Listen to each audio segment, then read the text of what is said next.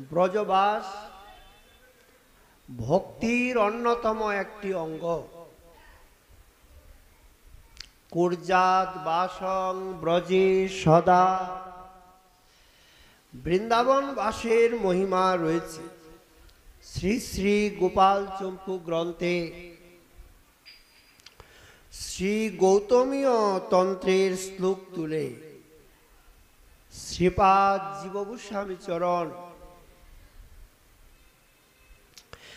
আর তিনি ব্রজের মহিমা বর্ণনা দিয়েছেন। তিনি বলেছেন, ইদং বৃন্দাবনং রম্যম মম ধামৈব কেবলম।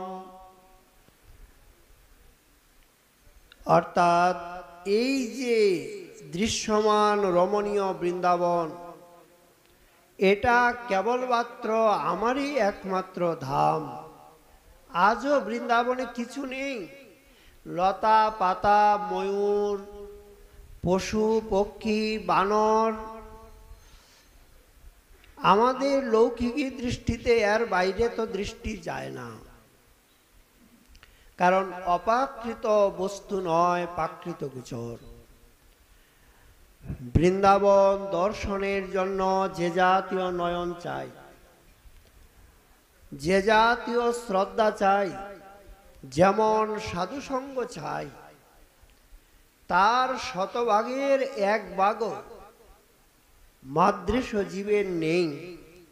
সুতরাং এই জন্যই মনে হয় ব্রজধামে অবস্থান করেও দৃশ্যমান বৃন্দাবন দেখে এই প্রাকৃত লতা পাতা, পশু পক্ষী, মানবের ঊর্ধ্বে আর অনুভূতি আমাকে অনুভব করতে দেয় না। এটা আমার দুর্ভাগ্য।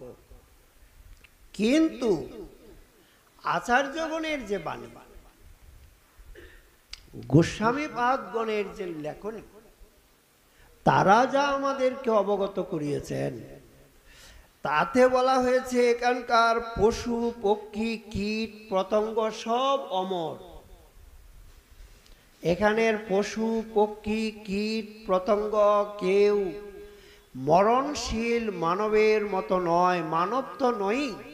যেখানকার পশু পক্ষী কীট পতঙ্গ অমর, সেখানকার ভক্ত মহানুভবগণ কেমন হবে তা তো বোঝাই যায়। সুতরাং যে কোনো জীব এখানে বাস করছে সকলেই আমার। এটা গোবিন্দের এবং রাধারানীর মূল অভিপ্রেত বিষয়। এই বৃন্দাবনে এলেই তার হয়ে যাওয়া হয়। এই জন্যই সিদ্ধ বাবাকে বলছে যে তুমি আমার দাসী হয়ে কেন দ্বারকায় গেছো? বলেন, আমার কাছে এসে আমার আশ্রয় পেয়ে আর তুমি দ্বারকায় যাচ্ছ রাজরানীর দাসী হতে। এই বৃন্দাবনে আসার সঙ্গে সঙ্গেই রাধারানী মনে করেন এরা সব আমার, আমাকে ভালোবাসে, আমার প্রতি তাদের অনুরাগ, আমার নামে তাদের রুচি, আমার লীলা কথায় তাদের আসক্তি, আমার ভক্ত সঙ্গে তাদের প্রীতি। এই জন্যই তো বৃন্দাবনে আসার পরে সবার মুখে মুখে রাধে রাধে রাধে। এই বৃন্দাবনের বাইরে গিয়ে আর পাওয়া যাবে। বৃন্দাবনে আসার সঙ্গে সঙ্গেই এই শব্দটা এসে সবার জিহ্বাকে আর অধিকার বিস্তার করেন। এবং এ কথাও গোস্বামীপাদ বলছে, মৃতা জানতি মমালয়ম। যদি কেউ এই ধামে মৃত্যুবরণ করে তাহলে কিন্তু তারা অনায়াসে আমার কাছেই যাবে, অন্যত্র আর তারা যাবে না।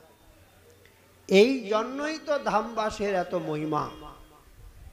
এর জন্যই সাধুরা ত্যাগ তিতিক্ষা করে এই ঠান্ডা গরম সহন করে চিন্তামণিময় ব্রজধামের চরণে চির পিপাসিত আকাঙ্ক্ষা সবসময় পোষণ করেন, আমরা যেন এখানেই থাকতে পারি, এই ধামেই যেন থাকতে পারি, এখানেই যেন ভজন করতে পারি, এই ধামের চরণেই যেন নিজেকে নিবেদিত করতে পারি, এখানেই যেন আমরা দেহ ত্যাগ করতে পারি।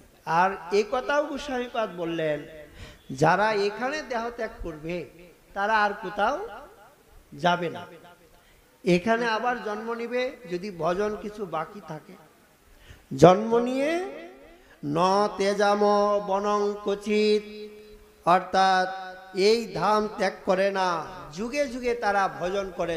ভজনের যদি কোনো বাকি থাকে তাহলে ভজন করে আবার এখানে তিনি আবির্ভূত হন। এই জন্য বৃন্দাবনের কীট পতঙ্গ বৃক্ষলতা সবই গোবিন্দের প্রিয়। সেই বৃন্দাবনের কথার জন্যই এখানে বলা হচ্ছে। এই জন্যই এখানে আসা,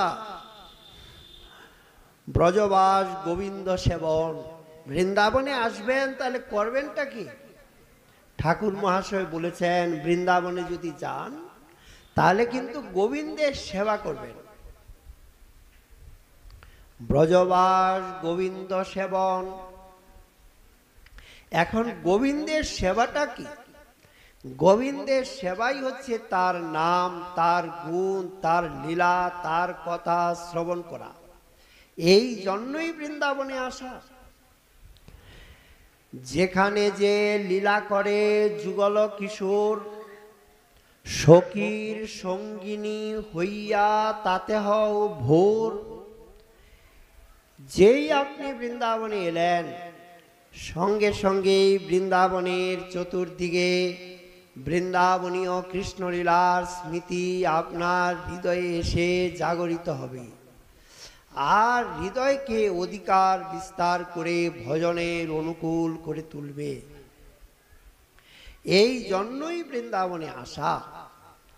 কুর্যাদ বাসং ব্রজে সদা, সব সময়ই বৃন্দাবনে বাস করতে হবে।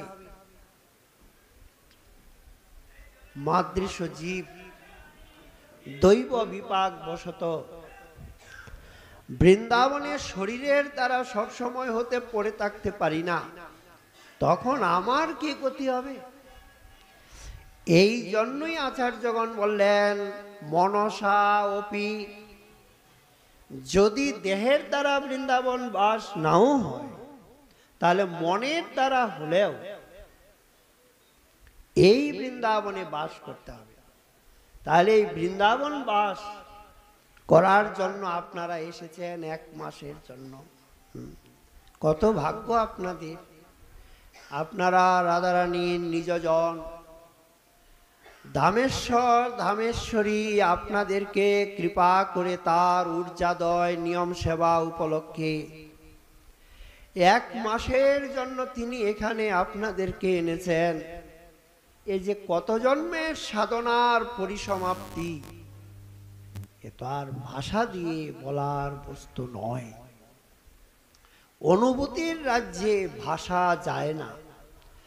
যদি কোনো সাধক একবার চিন্তা করে যে লক্ষ কোটি লোক পৃথিবীতে, তাদেরকে না এনে মাদৃশ দুরাচার বেবিচার কদাচার পরায়ণ ব্যক্তিকে আর করুণাময় ধাম কি করে আশ্রয় দিল?